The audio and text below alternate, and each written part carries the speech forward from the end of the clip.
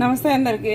రోజు వేసుకున్నట్టే దోశ కాకుండా దోశపిండి ఒక 3-4 రోజులు అయినప్పటికీ కొంచెం పులిచినట్టు అనిపించదు కాబట్టి ఇలా పొంగనా దోశ వేసుకుంటే బాగుంటుంది. మనం ఎట్లా పొంగనాలు వేసుకుంటామో అదేవిధంగా దోశ వేసుకుంటే పిల్లలకు క్యారీ కానీ ఈవినింగ్ స్నాక్స్ మాత్రం చాలా బాగా టేస్టీగా ఉంటుంది.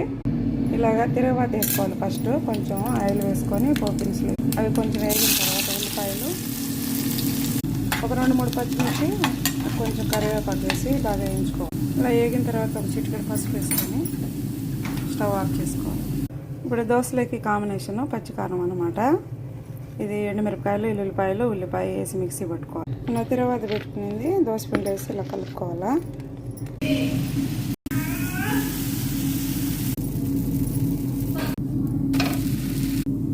ఇలా ఎర్రగా 2 పక్కల కాల్చుకొని